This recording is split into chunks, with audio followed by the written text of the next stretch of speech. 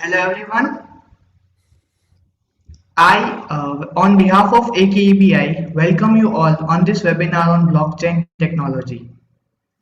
We are very pleased to have Mr. Aman Sanduja as the speaker for this session. Aman is an entrepreneur, sought-after speaker, teacher, mentor, and advisor. Aman has an intense focus on all things technical, data, and exponential.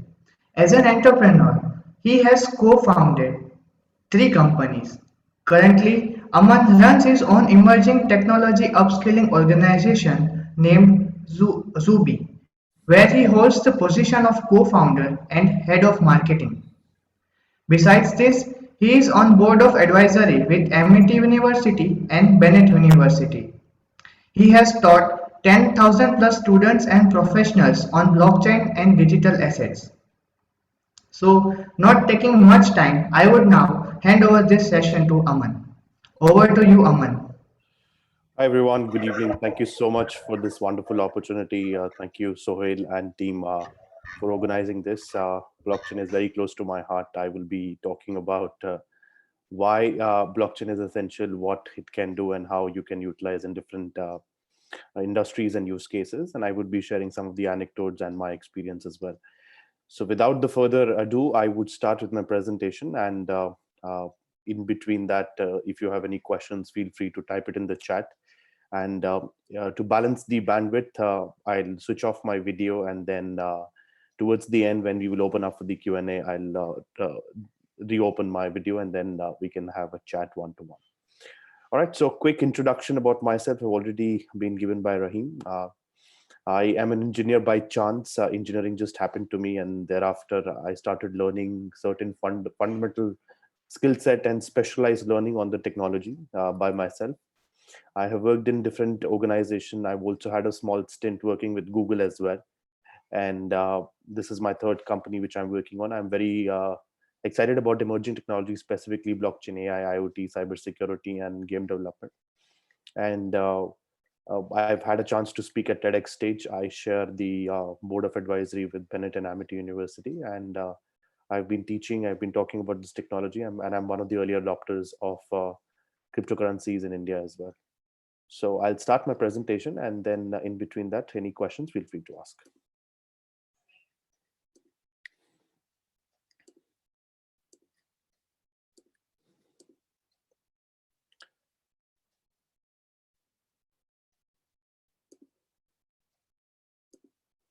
All right, so I usually call the building block the name of the presentation, because it is a building block in the technology stack. So that's my quick background. I've already talked about it, and I think this needs to be updated. It's about 10,000 plus people now. I see all these things as a part of experiential learning to my journey, because 99% of the things which you do gets wasted, but the experience actually counts. So let me tell you one thing, how it gets wasted, because when you were in school, you have learned history and geography, but now you would become a software engineer.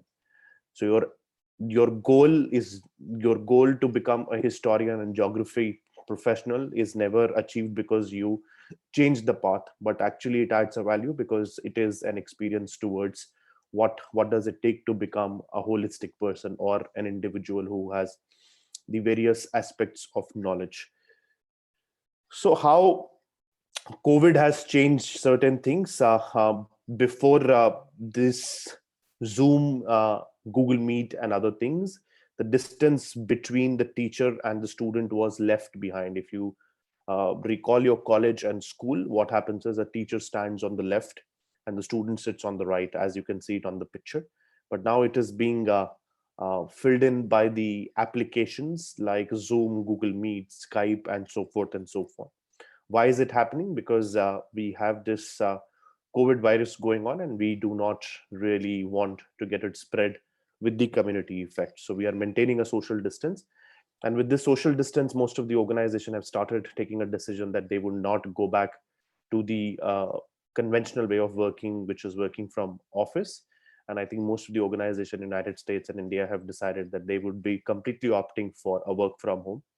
What happens with work from home is your efficiency increases. Like in my case, if you are from Delhi NCR, you have offices usually towards Gurgaon or Noida. Your 1.5, 2 hours of commuting goes to reach out to office, and then you have different other activities. So with home, you can have a set discipline routine, and then you can start working. Same for the learning as well. Of course, this learning is not really effective and efficient as seen uh, in the past 6 months, because people have started losing out on interest, and you don't really have an attentiveness, because in the class you can see who is there, who is sitting, but with the Zoom it becomes very difficult. So therefore the hybrid models will emerge over a period of time. So I'm just giving you a context of it, where are we and how we would emerge over a period of time.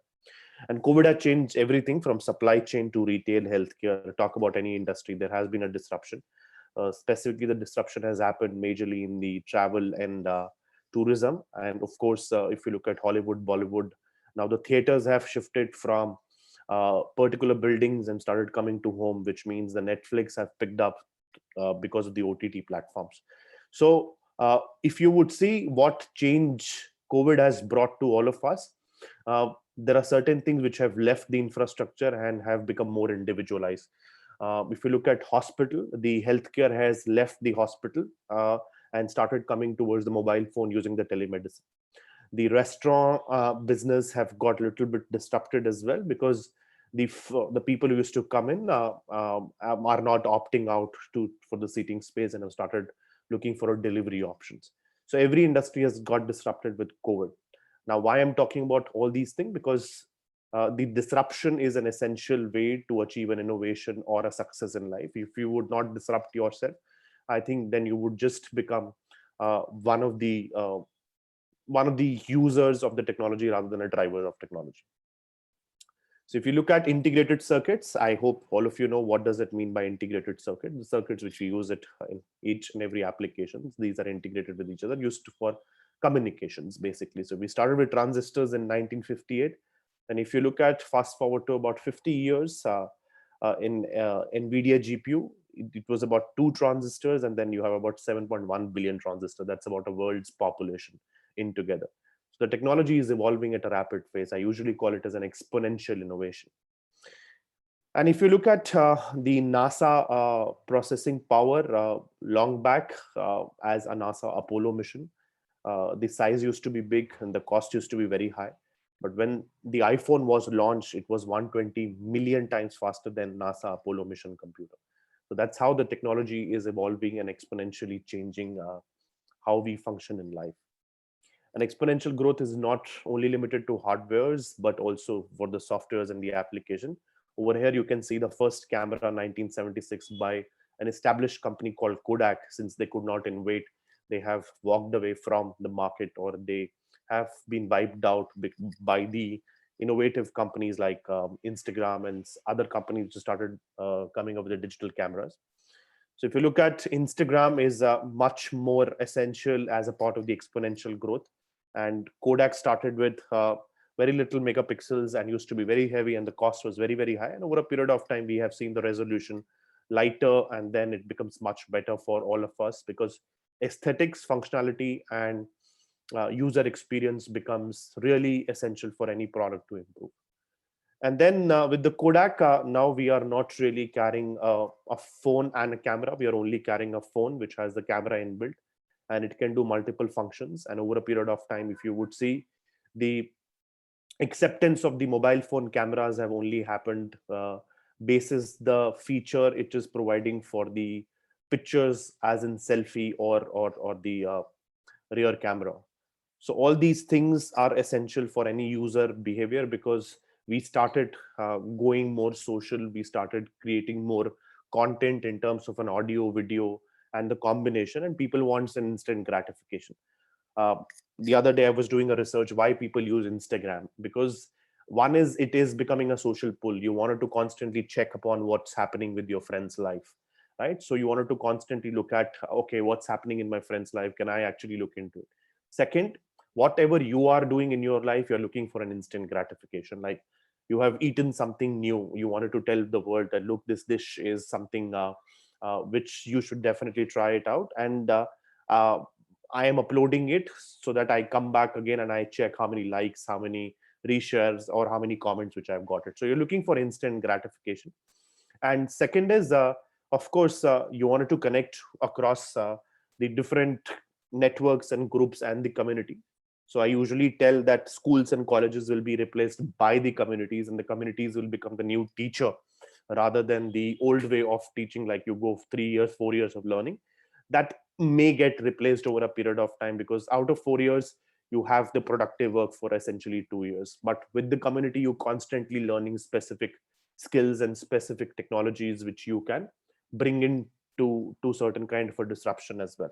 So you'd use it for instant gratification, which is why people buy benefits, people don't buy features. So the benefit of using Instagram is, even if you're having a boredom, the boredom can be shifted to having an exchange with the Instagram application.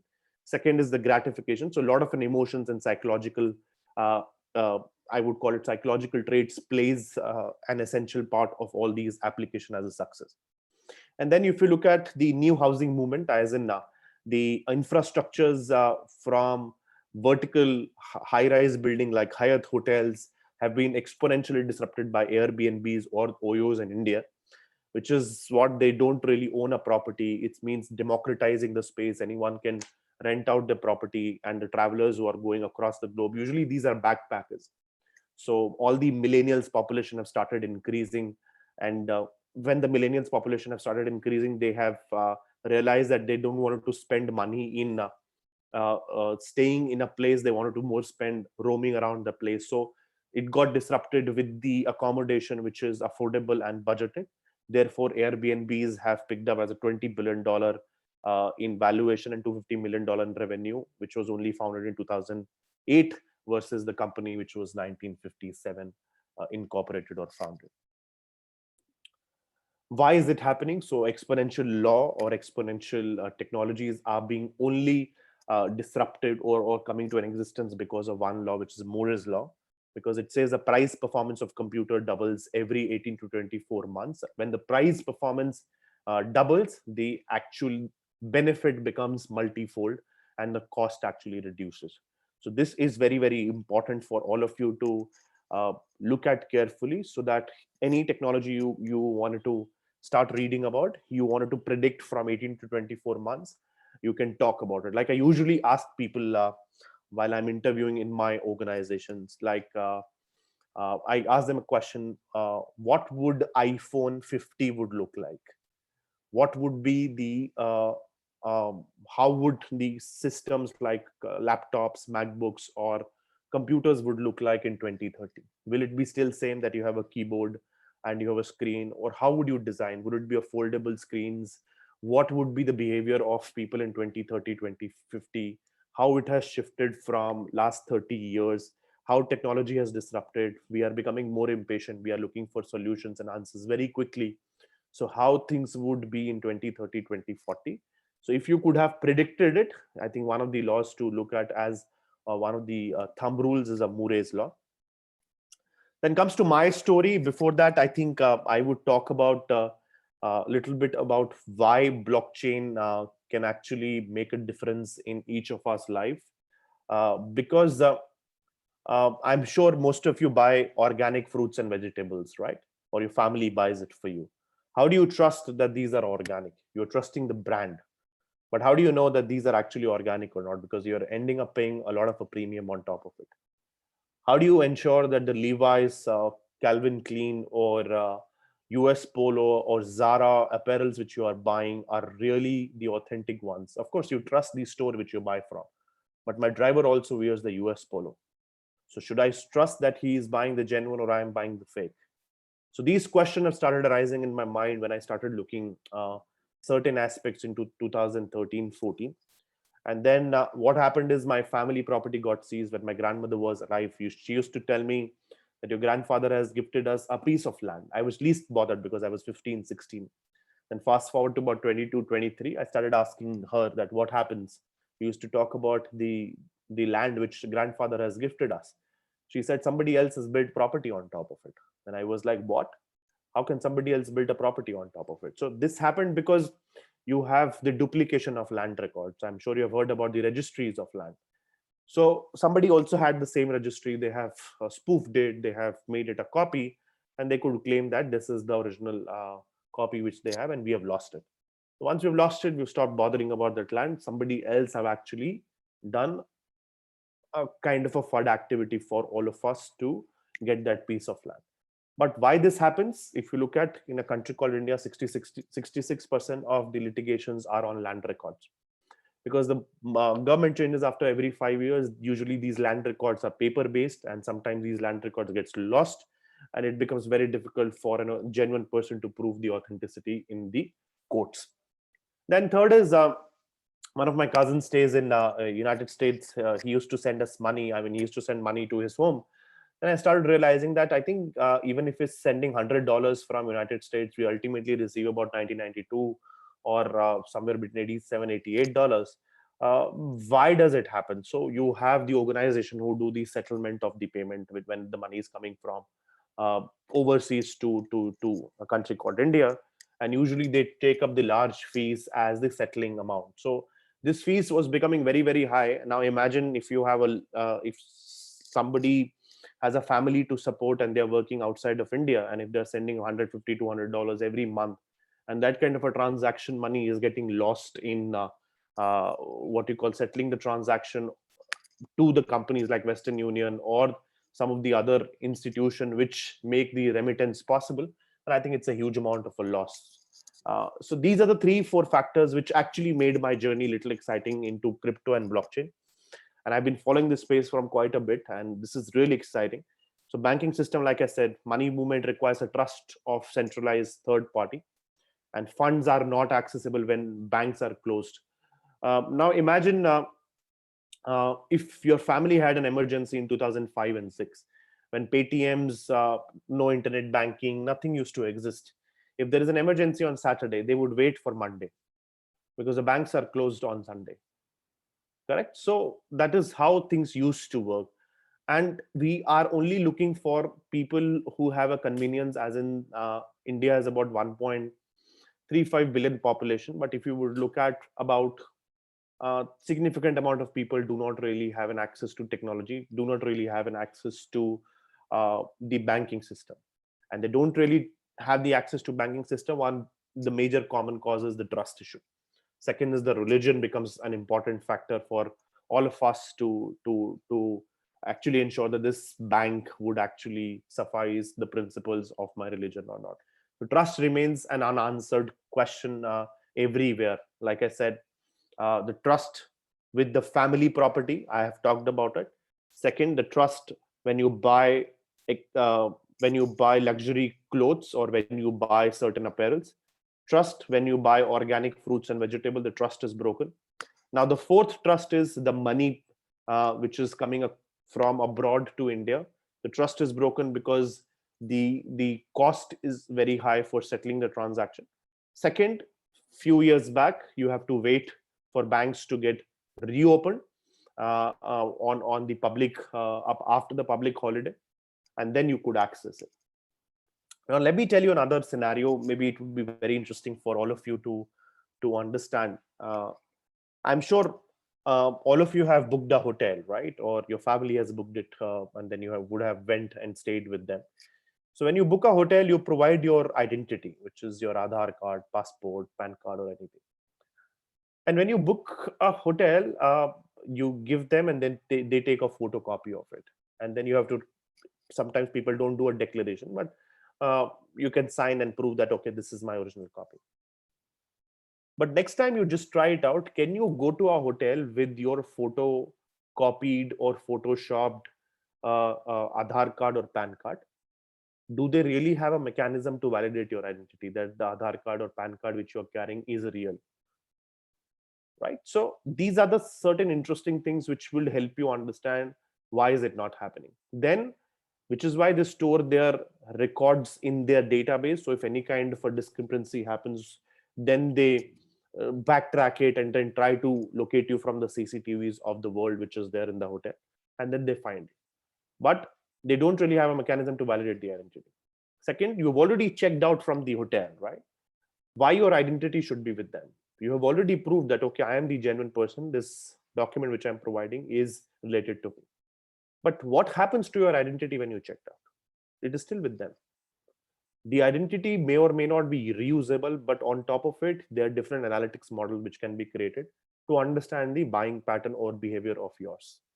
How is it? Because where do you live? What is your age? What kind of a color you are wearing while you are in the photograph? And certain other information. Then you can create a model and then you start doing a targeted ads. So people say that data is the new oil. But if you would not really be concerned about this oil will turn into a fire. Correct? So all these things are little essential. And if you look at how payment has evolved, we started with a barter system. Like farmers used to exchange goods. If I'm giving you tomatoes, you give me potatoes. Why it failed? Because there was lack of exchange of value, which means if I'm giving you tomatoes, if you do not really have an equivalent potatoes, then how would you compensate that this is something which can be traded? Then we moved to different metals, different coins. It ultimately got failed because it was very difficult for people to carry from one place to another. The metals used to be very, very heavy. Then we came up with the fiat currency, which means the paper currency. You have 500 rupees, 1000, 2000 rupees note in your pocket. That's a fiat currency. That fiat currency was backed by gold, which means how much a country would have a gold in their reserve, then only the fiat would be printed, which means the currency would be printed. I don't know if you would have questioned yourself that how a government decide that how much note they need to print it. And if is there any possible mechanism to understand, okay, now the country requires 100 million 10 rupee notes, not 50 million. So the mechanism used to be that if there is a gold in the reserve, you decide the value of the gold and you print the currency accordingly. But 1973, the President Nixon of United States have removed that. He removed that the currency is not backed by gold anymore and the countries have a flexibility to print it. Of course, there are certain economical factors. I'm not denying it. Therefore, if you would backtrack to 2017 demonetization, the demonetization happened because there was an access currency in the market and they wanted to actually control it. So they said the fake notes or the notes should be deposited with your identity card and then you will get the new notes or you will get the balance updated. So this happens because you do not really have a control on the supply of a money, which is why inflation happens. You have the large amount of a currency being printed and the value of currency is being decreased over a period of time. When India got its independence, 1947, the dollar to rupee conversion was 8 rupees, 9 rupees. And right now we are at 74, 75. If we start going ahead with this speed, then possibly the economies will certainly become in little trouble.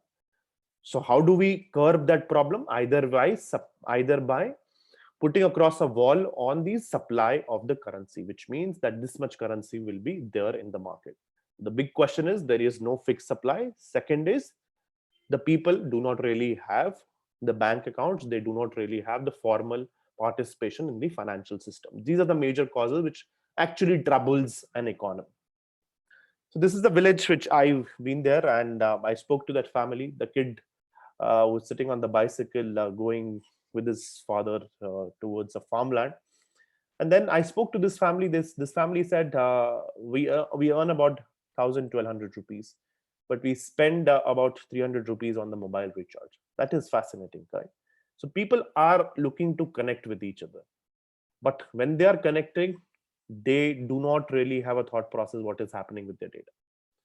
So when you use Instagram for 5 hours, Instagram makes a lot of money from the usage of yours because they are capturing the data which you are providing it to them. And this is just a quick chart for you that how many people are unbanked in India. I think these numbers have changed, but you can read about it online. But I wanted to show to you what happens on the internet in 1 minute. I think that will be interesting for all of you to see. And what happens on an internet in 1 minute.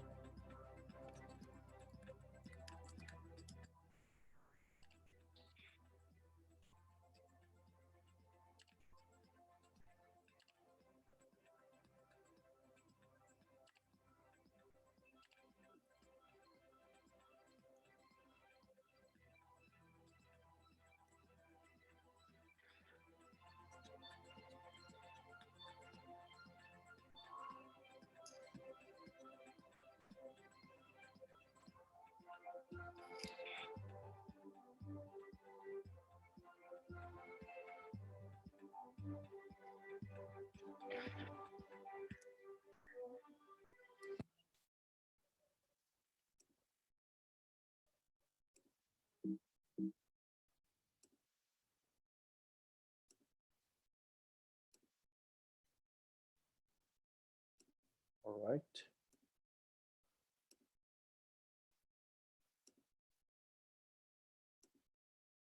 Sorry. Uh, Everyone can see my screen, correct? All right. So this is the kind of a data which is being generated in 1 minute on the internet. So this data, where is it going? This data is being stored by the companies. Usually the acronym is known as FANG companies: Facebook, Amazon, Netflix, and Google. And this data is siloed from you. You do not know what happens to your data after you have started using the application. And even if it's your data, you should get some kind of a money because they are making a little bit of amount of money using your data. If I give the data to Hindustan Liver, which produces the products like shampoo, Colgate, and other things, then I should be getting some kind of an incentive because I've shared my data with them. But this is not happening, which is why it started putting people in a lot of questions that what can we do? Then Marriott hotel hack, which was one of the properties, Starwoods. About 5.2 million customers' data have been breached because they have provided their passport, they have provided their identity information, and somebody has hacked it. Somebody has hacked it, it has got a data. And the data has to be of any value. When the data is of any value, then it becomes a little exploited for people like, am I really trusting the right organization? So if you're applying for a bank loan and if your loan gets rejected, how many of us usually ask that, can you return my papers, what I provided to you? Because you're lost in a dilemma, you're emotionally thinking, oh shit, my loan has been rejected. These questions have started putting an individual or myself in a thought process. What is it happening? Correct. And the other hack, Equifax hack, which was uh, a data breach, at about 147 million people have compromised their identity. This could happen only because of the hack, right? So these data have been lost. And then Cambridge Analytica. So Cambridge Analytica data breach occurred in 2018 when millions of Facebook users' personal data was harvested without any consent by Cambridge Analytica and was used for political advertisement during the Trump election. So this is still your data. So you are not really concerned about your data because you think it's a sense of 5 minutes of enjoyment which I have used it. What happens next after that? Correct. So all these things will started becoming a little bit more interesting when you started going in depth about the why. How part is easy, right? When you wanted to become a poet, you don't have to learn how to write a poetry. You have to learn the essence of a language, correct? If you have learned the essence of a language, then I think poetry becomes easy for you, comparatively easy. Which is why specified learning plays an important in each and everything. Like if you wanted to learn about blockchain or any technology, focus on why more than how. When you focus on why, how, and what becomes very, very easy. Then the next question, which I usually ask people, is what is more valuable for you, your phone or the data inside? Does people wanted to type it out for it? What is more valuable for you? Is it the phone or is it the data inside?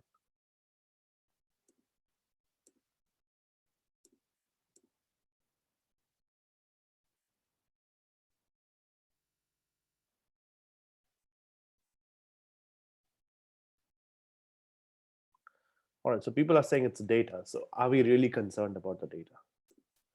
Right. So this is another tweet, which is she went on a dating site, somebody has closed her account without giving any heads up. So what happens? So something like this happens only with also with the Google Drives or Google Photos. And then our own application, country's native application, about 90 million identities were at stake because when they said Arogya Setu, we are not really sure who has developed it. Correct. So and then there was certain challenges with how Arogya Setu is capturing the data and what will happen to Arogya Setu when COVID gets over. Are we really sure that our data is encrypted and would not be used for any purpose? Then certain credit card, debit card, all these information were sold on dark web, torrent, the Onion network and all. So if your credit card, debit card information is in hands of people along with your identity. They can do wonderful job. You don't require as a physical individual. I mean, your digital identity is more valuable than your physical existence. Correct? So that is how all these questions have started arising. And the question have started arising it because we have started loosening the term of trust. Because we used to trust the organization, and the organization have started doing some kind of an activities, or even if the organization don't do, some other people do it on the organization, and at the end of the day we suffer. Like tomorrow the bank account gets hacked, then the money which is there in the bank account will be lost. And if the records are being compromised, how would they know that how much money do you have used to have in the bank account? Correct. So all these things put you in a perspective. Wow, is it really a problem which can be addressed, or this problem actually exists which I've never thought about? Because we are busy making certain transactional uh, executions without understanding the fundamental aspect of it. Correct. So now, question: the university which you are studying in issues you a certificate. You go and apply for a job. That company goes back to the university and do your background verification. You go and apply to a university for your higher studies. That company will still call the university and do your background verification. Why? That company in between has already done that, right? Why do they need to repeat this process? Correct. So I went to a shoe manufacturing company. They said, sir, a lot of people are coming to us and saying that this is the shoes which I have bought it from you. I want it to be repaired. It's one of the luxury shoe manufacturing brand. So they said, Ki, we don't really know, is it the shoe which is bought from our store or is it bought from the gray market? So he said, a lot of times we have to repair it because we have to protect the brand value. But it is adding a lot of a cost for us. Correct? And the trust is not easy. It's $100 trillion market. Correct? So that is the kind of a market which we are looking at. And the trust in the institutions have also started declining. I don't know. A country has experienced Kerala relief fund. When Kerala got floods, a lot of people have contributed. But are you sure that this money is going to the right person at the last mile? Because you don't know. You trust the organization. Oh, I've donated 1,000 rupees in Paytm. Let me share it on Instagram because my friends can also do it. But have you questioned that? Is it really going? Can there be a process where I can check? Correct. So now this becomes a problem not only with one uh, project, but if it's happening on the national level, which means when a state is receiving fund from center, how do we ensure that this is the total amount which has been given and it has been utilized?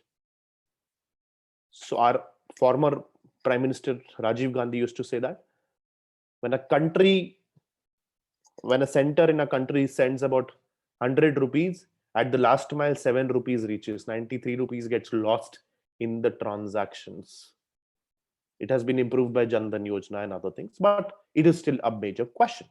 Lehman Brothers 2008 financial crisis, which has actually put this concept into an existence. Correct. Then you have had the Nirav Modi case, about $2 billion he could escape from Punjab National Bank because of one letter of credit. You should read about it. How he has done it. What were the loopholes in the banking?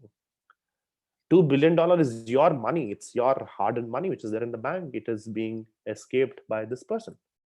Then you have Yes Bank fiasco. Few things have started questioning the bank. The bank has experienced serious governance and practical issues in the recent years and have non-performing assets about few thousand crores. And then they have put a limit that you cannot take more than 25,000, 40,000 rupees in a day.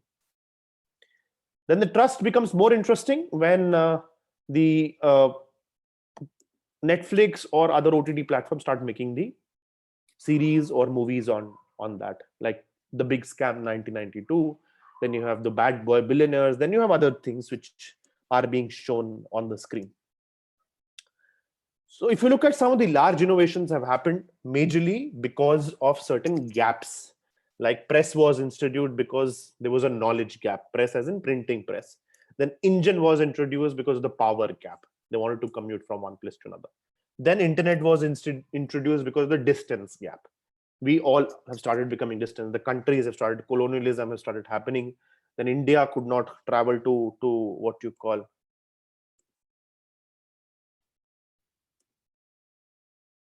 can you see my screen?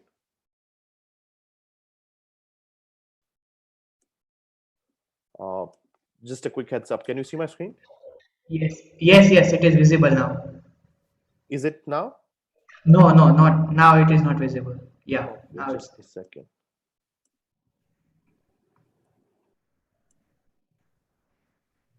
Is it visible now? No. Presenter wave tab is open right now. Is it? Yeah. Yeah, now we can see the slide. Okay, great. Sorry.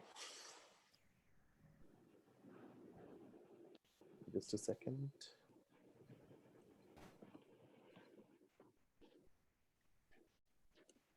All right, so no problem.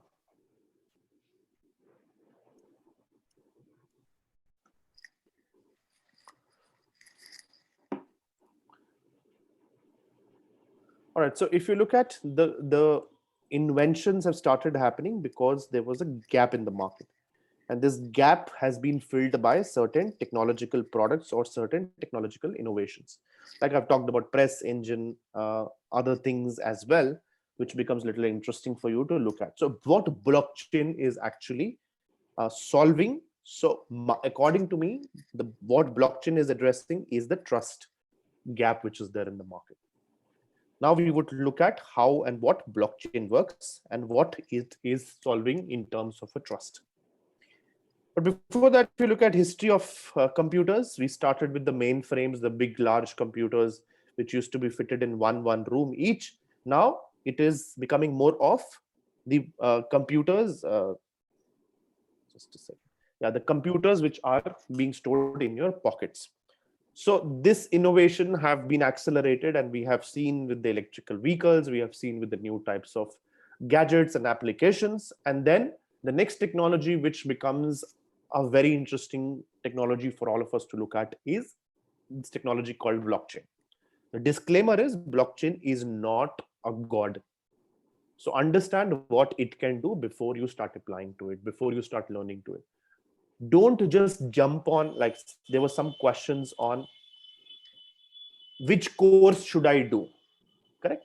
If you still be in that bandwagon of that I wanted to do this course because I wanted to have the certification, I think just try and do a little bit of thought process change where you understand why this technology and what this course can actually do it for me. Once you understand this relationship, I think your life will become more easier rather than just going through another face in the crowd approach. So if you look at the computing has evolved over a period of time, and we have seen the certain things getting even completely replaced or not even usable in totality. Like nobody uses Yahoo now, nobody has all these kind of phone. And look at this kid which is there who is holding a camera.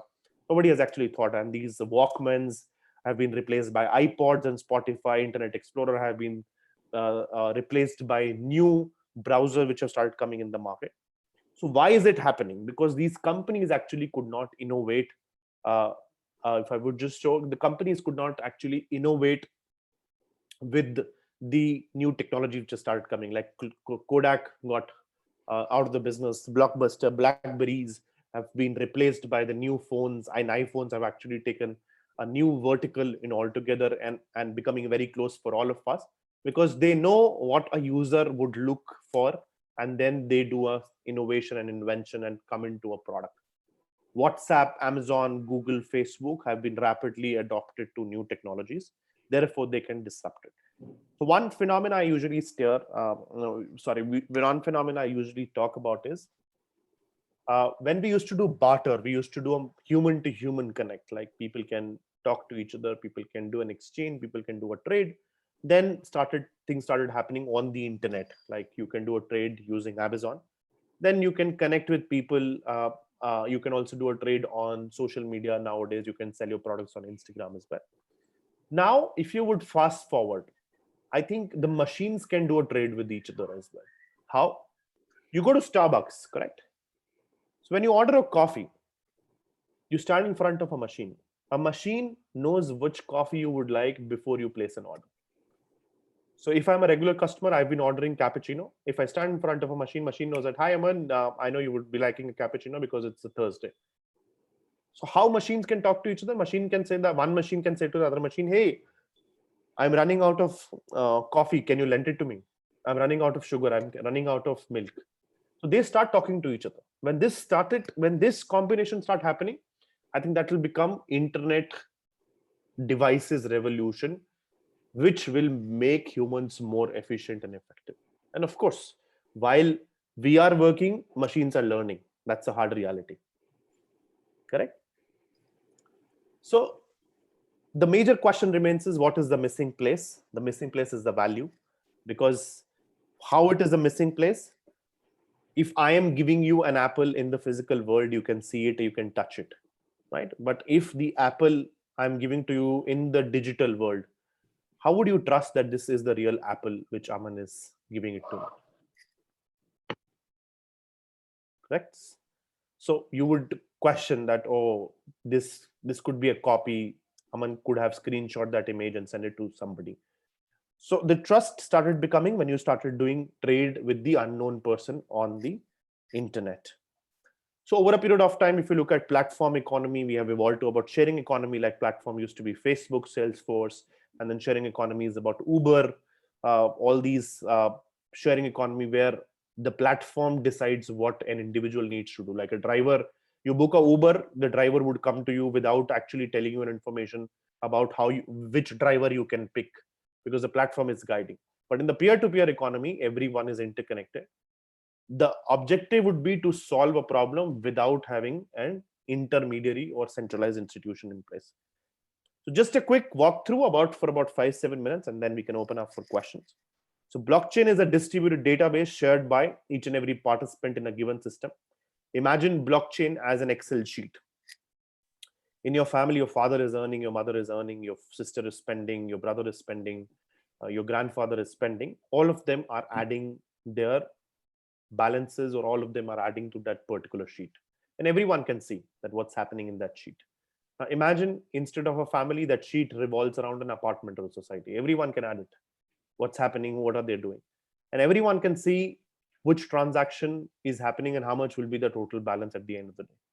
Now imagine this sheet is being transferred from one family generation to another, 3, 4, 5, 6 generation. Each of them can see what has happened 7 years, 10 years back, and nobody controls it. Everyone manages it. The best part here is it's distributed in nature. Rather than controlling by one party, it's being distributed. I mean, as in everyone manages that Excel sheet rather than controlling it. So in short, a blockchain is a list of all data records that works as a decentralized digital ledger. And the data is organized into blocks. These blocks have certain transactions, like if you are sending money to somebody, where this transaction would be stored.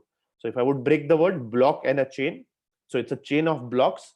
A block has a transaction which are chronologically arranged, which means 1, 2, 3, 4 blocks are there, and it is secured by cryptography. And the earliest model of blockchain was created in the early 90s, when computer scientist Haber has done some techniques around blocks with the data tampering solution. So blockchain technology is a little bit older than cryptocurrencies, and it is only after the creation of Bitcoin it started seeing its potential. And since the interest in the blockchain technology has been growing gradually, the cryptocurrencies are now being acknowledged as the large scale.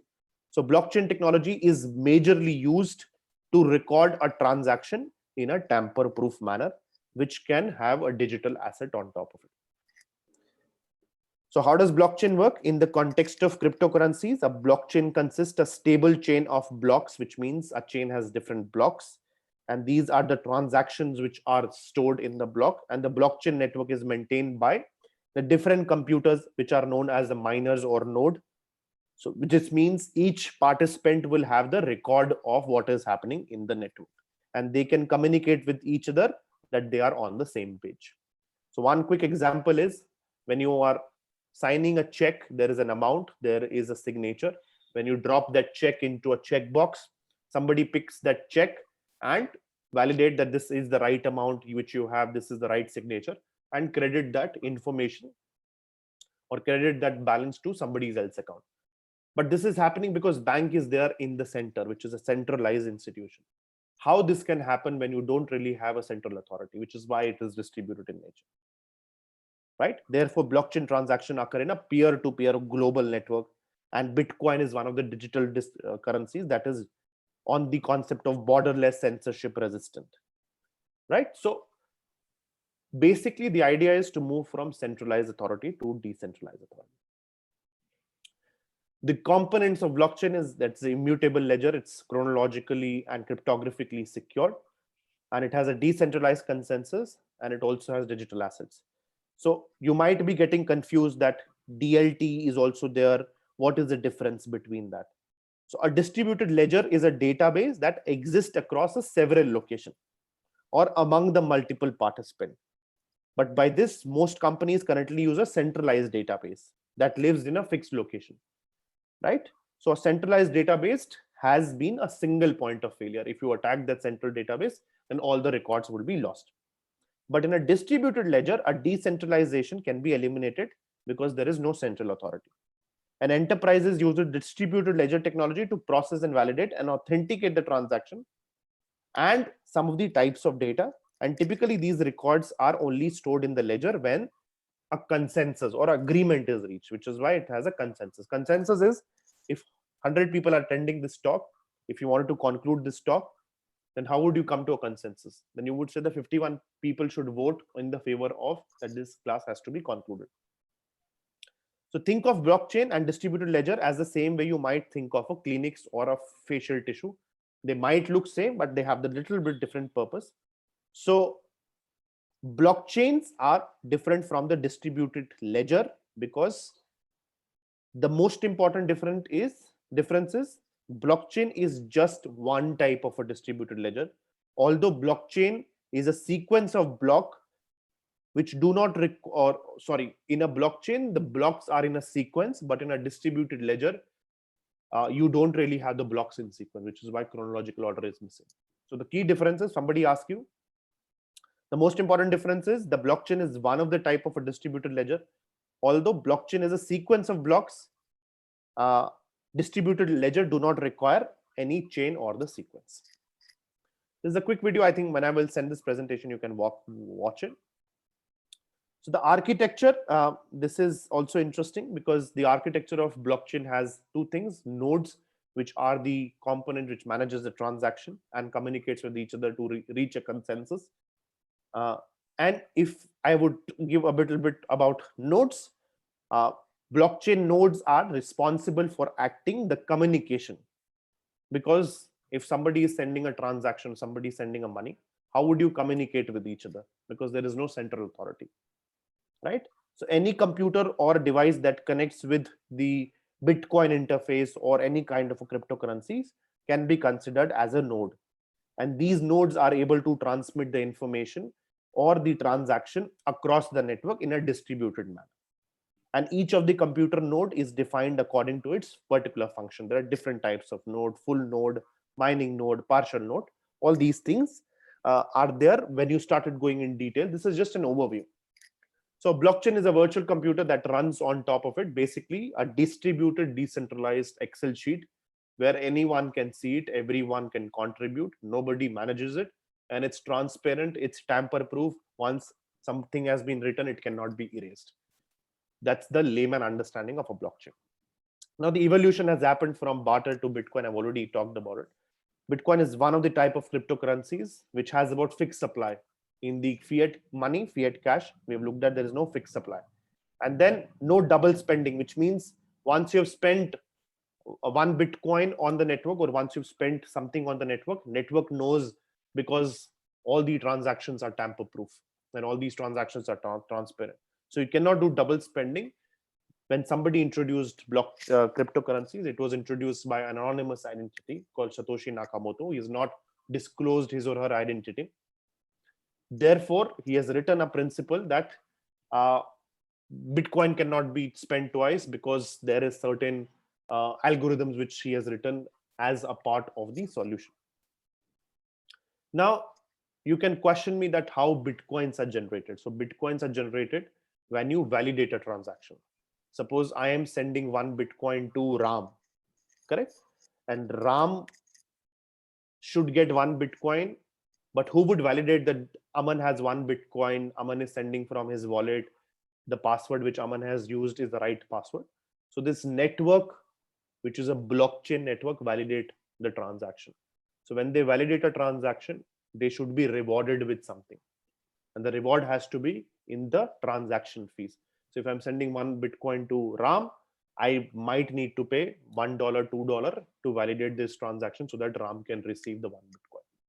And in other cases, the problem has been written in such a manner that when you validate a block, so there is a transaction fees, there is a block reward.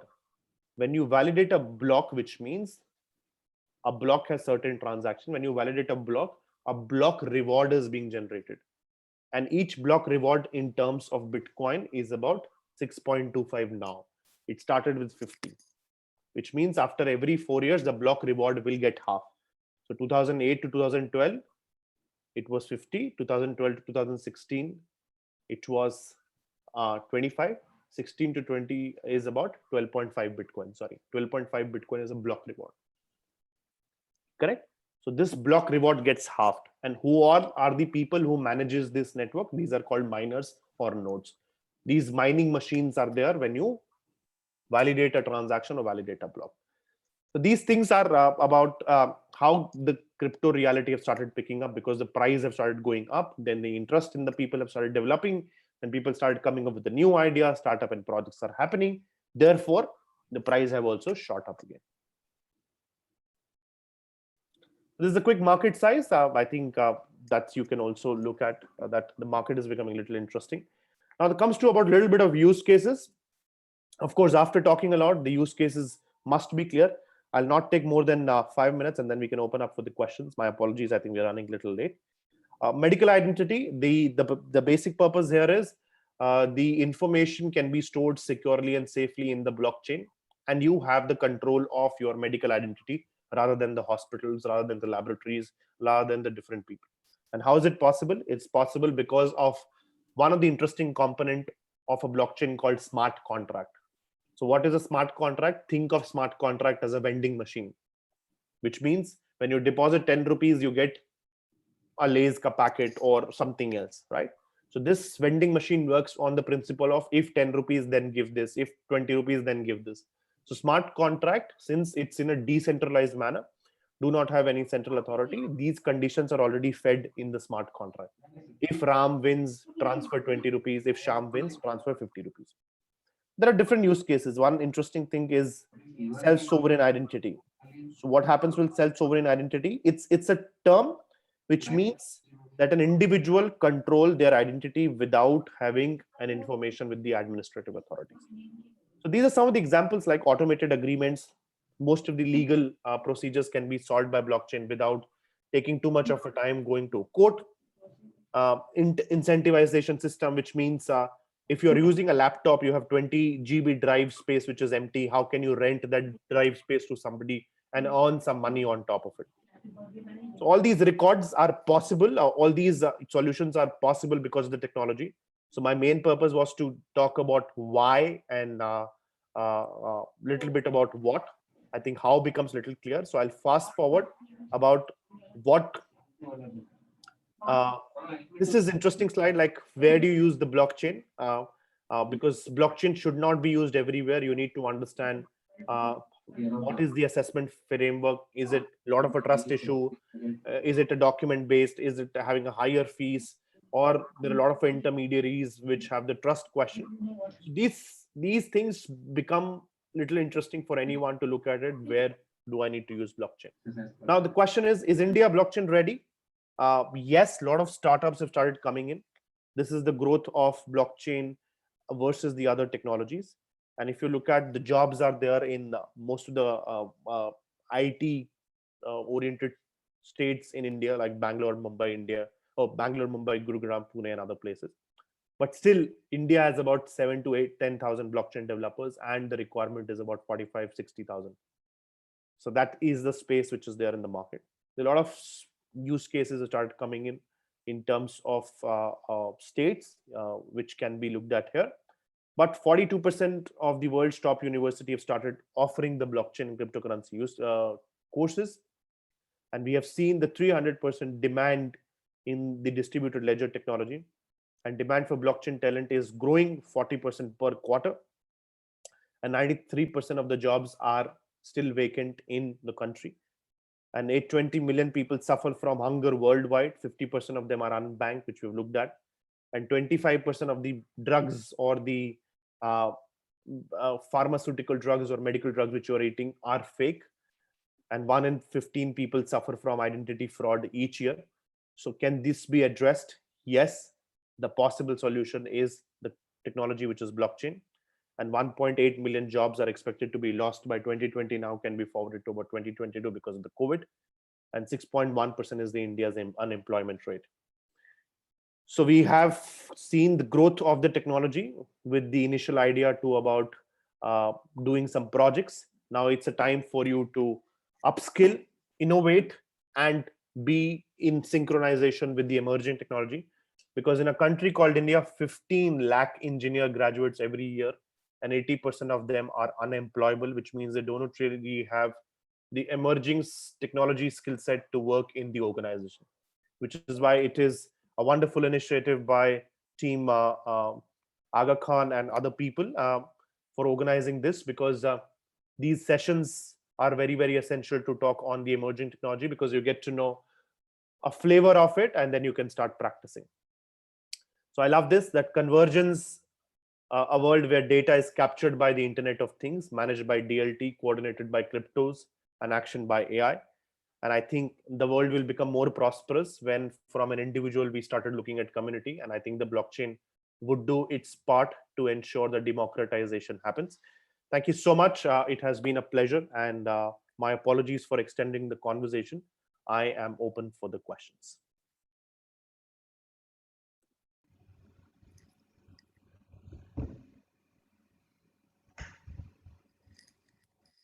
Does anyone have a question? Thank you, Aman, for this wonderful session. I guess there was one question in the starting of the session, which was like, where can we find the courses regarding this? Okay, so Regarding blockchain? there are a lot of courses which are freely available in Udemy. Then, if you wanted to do a paid exercise, like I also teach on Upgrad, but that's for the professionals. But if you wanted to learn about coding, I think Upgrad also offers this. But there is Udemy. There are other free resources as well. So YouTube, I think you can start with the basic videos on YouTube. Then once you understand the context of technology and which direction you wanted to move in, if you wanted to move in the technology coding direction, then there are companies which are offering the coding courses. The shortlisting should happen basis on the outcome. So Coursera, Udemy are offering free courses. Then Ethereum, Binance have the academies which have learning videos which are freely available. So I think my recommendation would be to start from there before you enroll for a paid course. Okay, great. All right. So there are no more questions. So there is one more question that it is stated blockchain can help banks or financial transactions. Can you give a couple of more examples on it? Absolutely. So it is stated and it is being practiced and it is being used.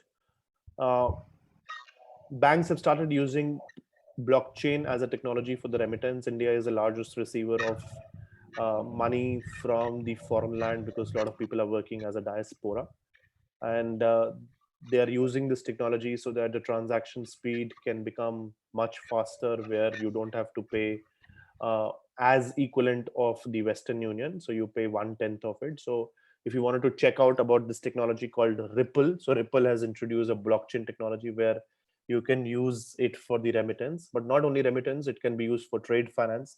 Basically, wherever you have a question of trust, wherever you have paper records, wherever you wanted to give the control in the hands of user, where you have too much of intermediaries and central authorities, I think blockchain becomes the best use case. The banks have started using the blockchain for a common ground for KYC and other places. So let's take an example. If you are uh, have already opened a bank account with HDFC, now you wanted to go and open with ICICI. HDFC have already validated and verified your identity, correct? So the ICICI should not repeat the process because they can see there is already an instance on the blockchain which is tamper proof. All right, I hope this answer could help, Sajid. Coming to Jasmine, how can we invest in Bitcoin? I think before investing in Bitcoin, you should understand the working of Bitcoin. You should have an awareness about the technology and concept. But if you already are aware of it, I think there are exchanges in India called CoinDCX and WazirX. You can invest through them. Also, there are international exchanges where you can buy it from credit card and debit card. It's called Binance, and in India, it's called CoinDCX and WazirX. They can allow you seamlessly trade from banks to their exchanges, and then you can buy cryptocurrencies. All right, super. Thank you so much. Pleasure and all the best. Should you have any questions, feel free to reach out to me. I am typing my email and happy to answer questions on the email, but don't spam it. And um, looking forward to staying connected. And thank you so much for organizing this. Happy to be here.